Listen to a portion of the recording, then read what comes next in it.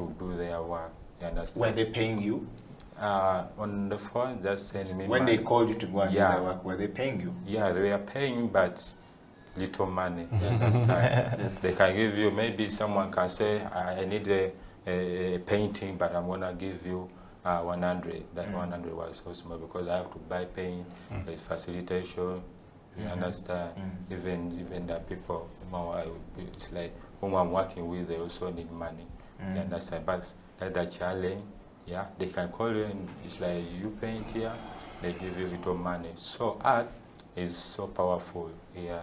You understand? So they have to give us enough money so that we can, so that we can push our career forward, so that we can be happy in it.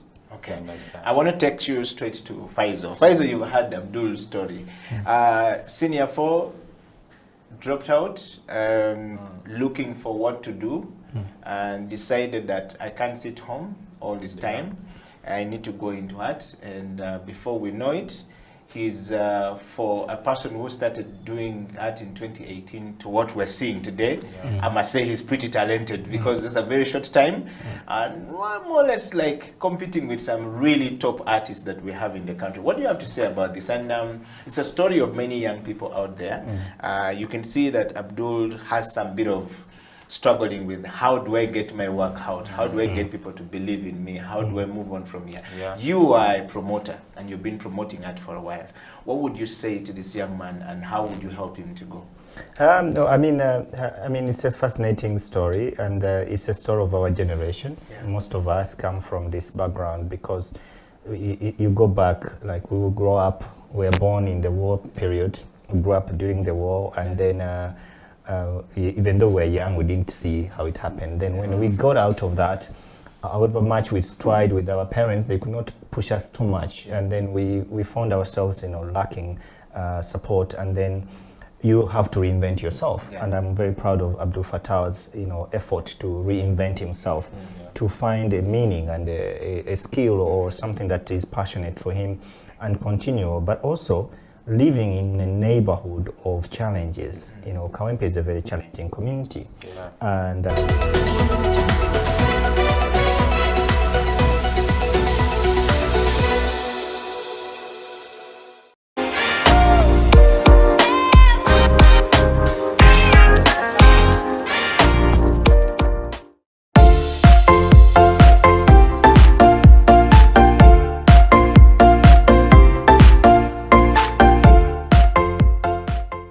Bittencourt is an old name. It's my father's name. My father was Brazilian, 100%. Yes. But Bittencourt has a French origin. And it's a name from the north of France at the time of what they call the Middle Age. And they say that there was one of those small kingdoms at that time. There were many. And the king had a bastard son. And so this bastard son, they used to call him Bête en cour. Bête en cour. Cour means court. And Bête means that it's a bit not very depreciative way of calling it. It's a bastard son. It was like the bastard in court. So Bittencourt becomes the name. And this name,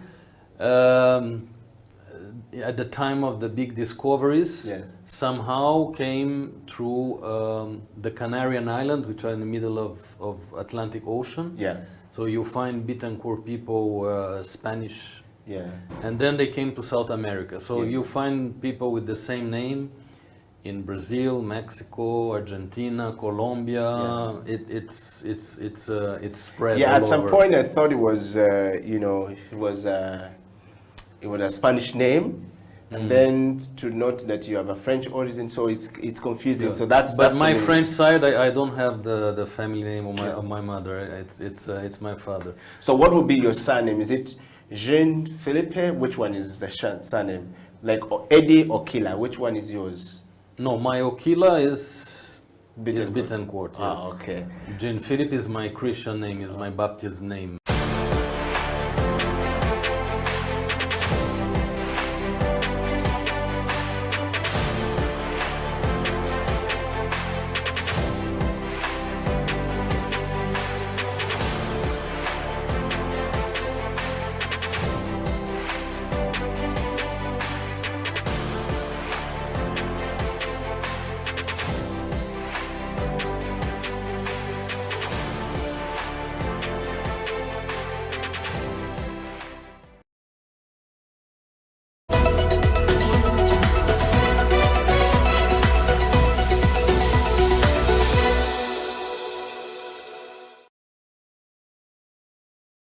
Thanks. I think welcome everyone to this today. The reason why we started Umva Creative is because it came out of COVID. Because there was a time when COVID had just started and we all thought it's going to take a week or a few days. And then it went into a month. Then the artists had started thinking, okay, I saved some money. And then after that, after 3 months, it had finished. And then they had to think about rent. They had to think about all other things that they need to do. And then it came out to be that actually, phone calls started coming. Oh, I need some help here, and it became a trend that artists were really running out and they needed some help. Even when the government came in to do some little support, it was not really enough. So we thought, how can we, now that we've learned that when we are in such a situation, we run out of resources very quickly, how can we make sure that artists can have somewhere they can sell their work that does not need physically to have them present or to have people present? And we took the example of like iTunes, Spotify, and all these digital platforms for musicians. It's not the same for like visual artists. Of course, visual arts works in galleries and exhibitions and fairs. So we thought that creating a platform where visual artists can put up their work and it can be sold online without them being present, and they can receive their money at home. That's why we started Umva Creatives.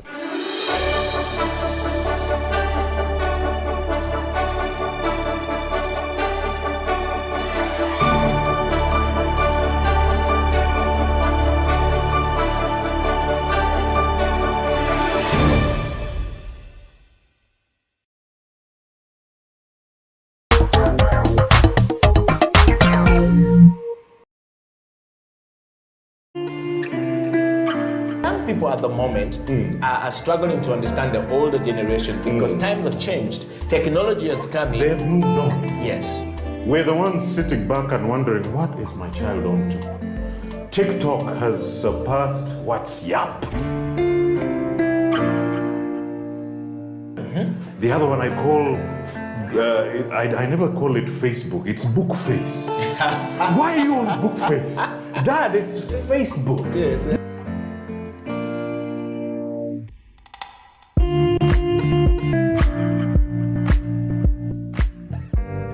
Me, I keep saying, I have a foot amongst the millennials. Yeah. And I understand the traditionalists. Okay. There's a song in the 60s, by the way, and in the 90s, 70s, where they're like, parents don't understand. Yes. Remember Prince? Yes. Prince.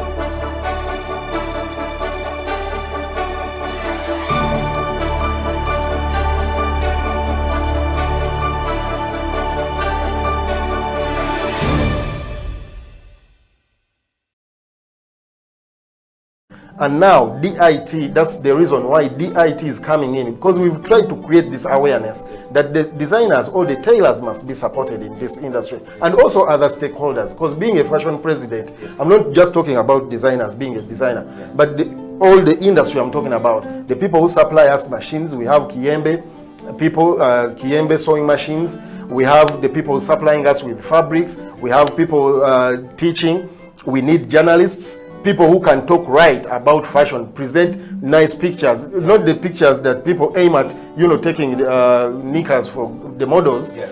That's not what we are looking at. We are trying to address it nicely and properly. Yeah.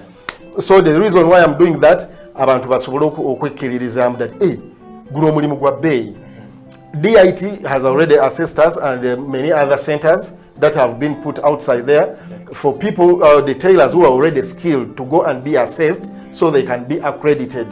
If you have good thoughts, maybe you have a birowoozo ebirungi you want to table in the parliament, you can as well be able to stand as a parliamentary, as an MP. You get a point. But before, luli babadde batuyita omutunzi abo batunzi, you know, like minimizing. When you fail exams, try okutunga. It's not for failures. This is for really genuine people with brains, because there's a lot of mathematics, there's so much geometry, statistics in clothing. Come on, you cannot fail elsewhere and think you're going to try it. Try it, decide. Yeah.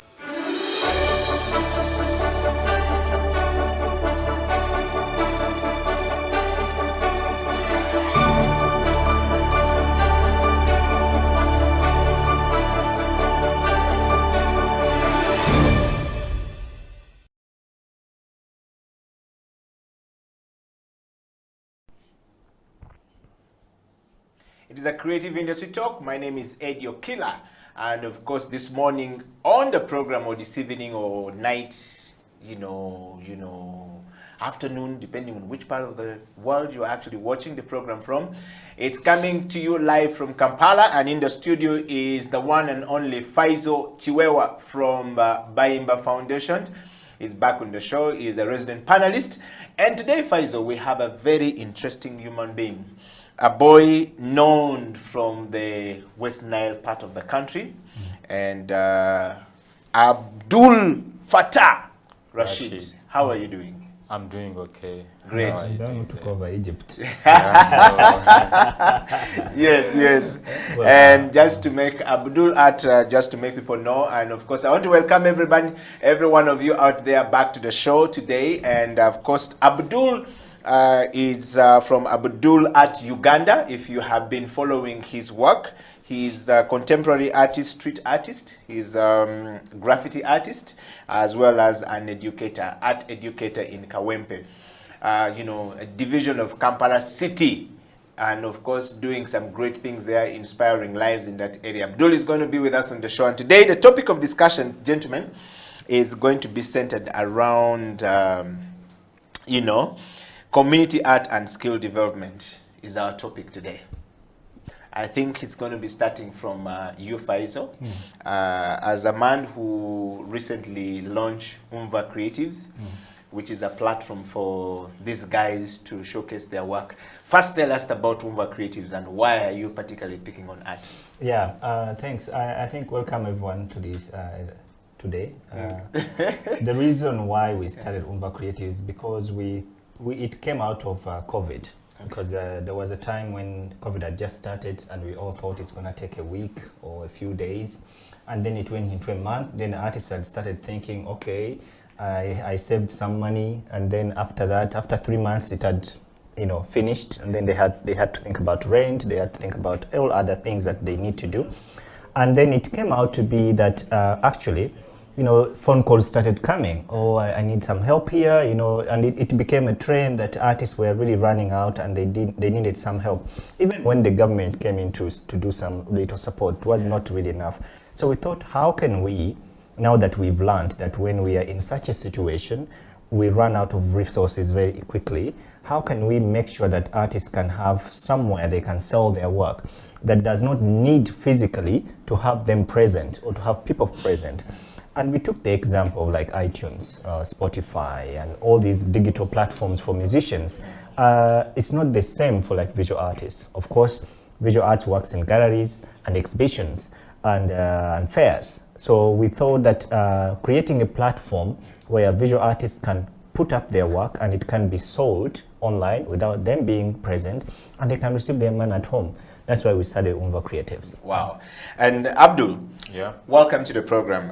First of all, who is Abdulfata?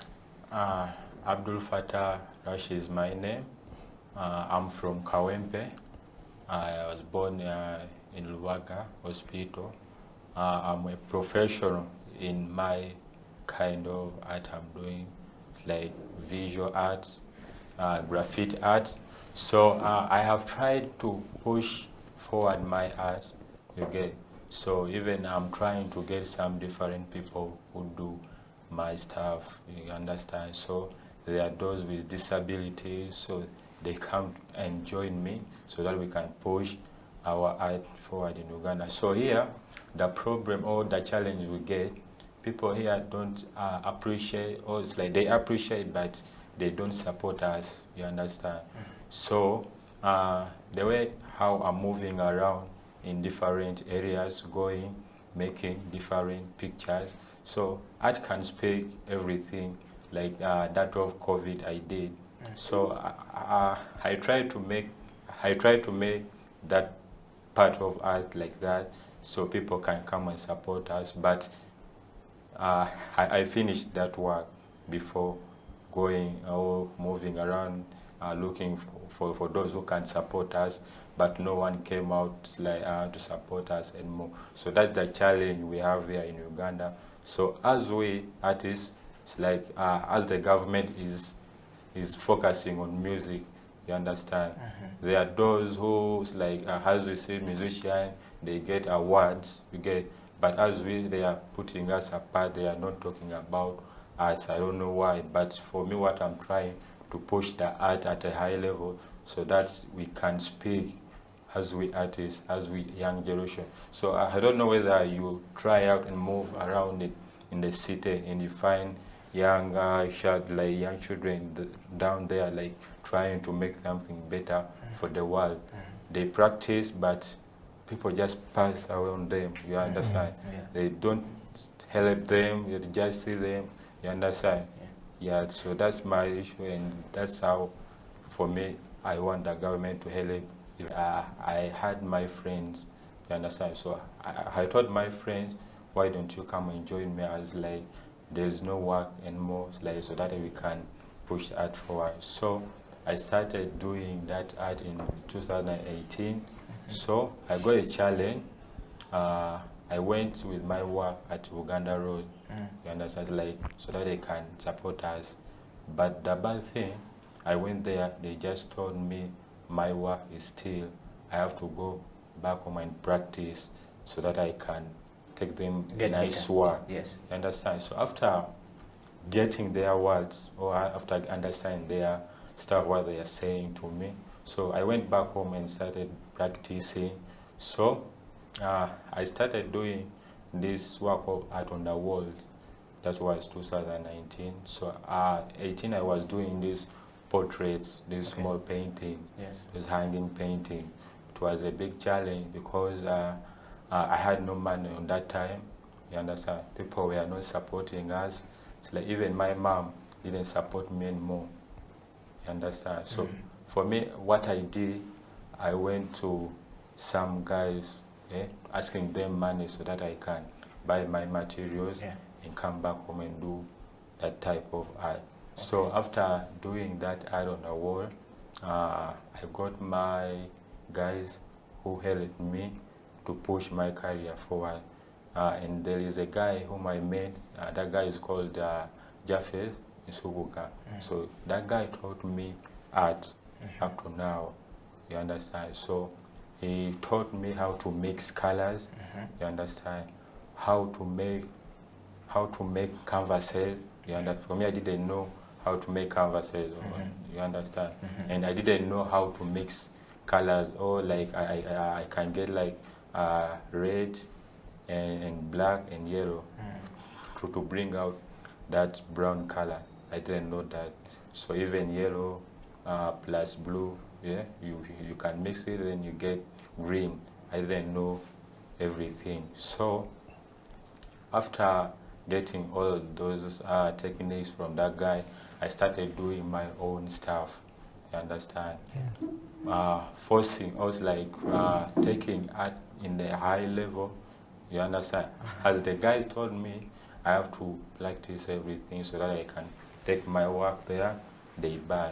So I started doing that work slowly practicing. So the challenge I had, I didn't have a workspace, you understand? It was so tough on those days, people were like just calling me to do their work, you understand? Were they paying you? On the phone, just sending me When money. they called you to go and do their work, were they paying you? Yeah, they were paying, but little money. You understand? They can give you, maybe someone can say, I need a painting, but I'm gonna give you 100. That 100 was so small because I have to buy paint, the facilitation, You understand? Even the people it's like whom I'm working with, they also need money. You understand? But that's the challenge. Yeah, they can call you and it's like you paint here, they give you little money. So art is so powerful here. You understand? So they have to give us enough money so that we can push our career forward, so that we can be happy in it. Okay. I want to take you straight to Faisal. Faisal, you've heard Abdul's story. Senior 4, dropped out, looking for what to do, and decided that I can't sit home all this time.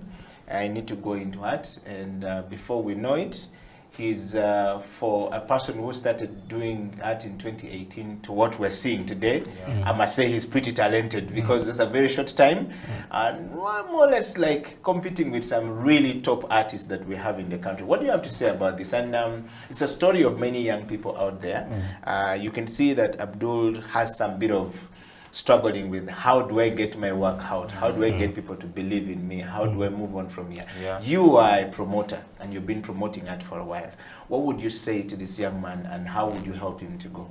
No, I mean, it's a fascinating story, and it's a story of our generation. Most of us come from this background, because you go back, like we will grow up, we were born in the war period, we grew up during the war, and then even though we're young, we didn't see how it happened. Then when we got out of that, however much we tried with our parents, they could not push us too much. And then we found ourselves, lacking support. And then you have to reinvent yourself. And I'm very proud of Abdulfata's, effort to reinvent himself, to find a meaning and a skill or something that is passionate for him, and continue. But also, living in a neighborhood of challenges. Kawempe is a very challenging community.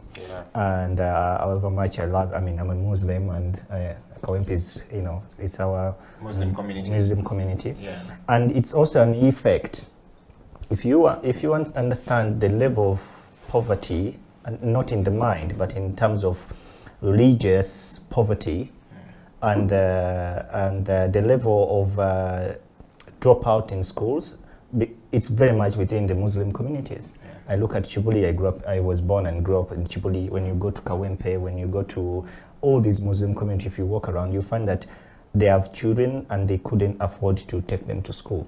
So they either choose secular education was not their thing, so they took them to madrasas and bilals. But again, you come back that they have been businessmen, they have been entrepreneurial and adventurous. So that's why most of the young people in these communities come out to do some crazy stuff, and they are very exciting, that are actually very communal, because they are raised in communities. We grew up in communities, and you find most of the community entrepreneurs are Muslims, because you grew up with people around you. You're not growing up in a segregated or closed door. You're open to people. Your first approach is always back to the people, and I think it's a very good thing. But I think also, for me, the issue on the development of an individual like Abdulfata is really to look at, to study the environment. Yes, we can do community work, but we also have to understand, if I want to grow, how do I move from one step to another? Exactly. And I think, for me, one thing I noticed being a programmer in this business is that people like spectacles. People want to see things are amazing. And not in terms of like just color or but concepts. And, so I think one of the things that I really think maybe you need to think about, I've seen your work, it's amazing. I think you need to work on, maybe in the next 2 years, work on 1 or 2 masterpieces. Work on 2 masterpieces that you will take your time. As we said earlier, graffiti takes time, needs patience. You need like 2 or 3 masterpieces that someone will be like, wait a minute, what was that? Who did that? And then you start looking out, you can start selling those works, because I know so many graffiti festivals around the world. I know a friend of mine is having a space in Antwerp in Belgium, and I was visiting his graffiti. It's amazing. It's amazing. So they invite all these graffiti artists, and they come from around the world, and they spend there for 6 months working on pieces. So you need to start looking out for those places where you can go and share your work. But you have to go when you're ready.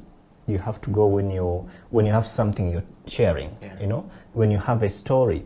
And I also like the concept of topics like COVID and stuff like that. I think it has been a very trending concept these days, which is right. I think we need to talk about artists, speak about things that are happening in society. I mean, well, they are using artists to communicate about COVID-19. Yeah. So that the challenge is, how do you monetize that? Yeah. How do you make it? Of course, it's really difficult to sell graffiti. It's not like a fashion show or cloth or a song or a piece of art. But how do you move your graffiti work from the wall to the market? You know, because I don't remember the last time I went to Kawempe, so I'll never see your work. Yes. But how do you get your work from that wall to Kampala Road? You know, or to Faisal's office. Exactly, or to anyone, to Eddie's show. Yeah. You know, have a print or create something that. So we need to think around, how do we monetize? You know, the way you do those paintings, and when people buy them or donate them or whatever it is. So we need to think around, how do you monetize your work from the wall to your pocket? Yeah. Well, Abdul, yes, we're going to take a break, but you can add to that. Yes. Okay. So let me tell you this. Yeah. I have like 3 masterpieces, that of COVID. One is in Kawempe, one is in Kamocha. But on that day, I try to go and meet those who will manage to take our stuff for us, so that we can produce more work in Uganda. One day I met Ruth Acheng. I went with a proposal. I wrote everything. It wasn't easy to meet her. But I went there, I introduced my work, you know, I told her that... How they can use your work and that to communicate, to teach people about COVID-19 and what COVID-19 is. But what she told me, I will call you, you understand? So, as we tell that no one is like, we can take work to define people. Did Dr. Honorable Ruth Acheng call you back? No, didn't call me. That's the problem we have. You understand? As you say that we have to bring out the where we take it so that they can support, but no one can do that, you understand? As I tried on that day, you understand? But but you don't stop, Abdul, when you go to one office, you don't stop. What Faisal is saying, you need to keep knocking, continuous knocking of the door, opening the door to people. If you go one time and you get frustrated, the next time you're not going to go. I mean, Faisal here can tell you his story of how much he had to go through before Bayimba can be birthed. Did you know that Faisal had to work somewhere for so many years for his dream to come to pass? I understand. Yes, so you have got to be that. But also, like when I was doing my first festival, I think, and I put it on record, I wrote 1,000 proposals, which I sent out to all, and you know how hard it is. You're really hustling. You're saving. You're tapping on your saving, and you have to print all these proposals nicely, put them in an envelope, deliver them to the 1,000. 1,000, and no one called back. Yeah, that's the truth. Hold it right there, gentlemen. We're gonna have to go for a break, and when we come back, we're going to listen to how Faisal's 1,000 proposals, will help Abdul and learn how to sell his work and to make it better. Stay right there. We'll be right back after this break. This is the Creative Industry Talk. Eddie Okila, Faisal Kiwewa, Abdulfata Rashid of Abdulart UG. We'll be right back after this break.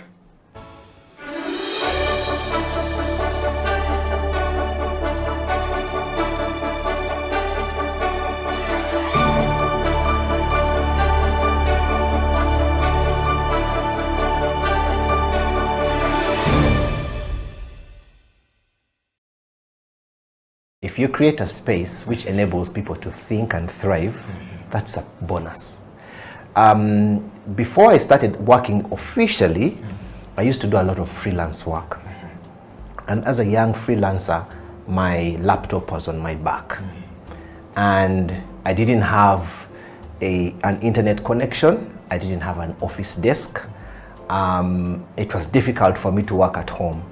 So what I did is I would go and sit in a restaurant buy some tea or breakfast and ask for a Wi-Fi password. And then I would sit there and have my breakfast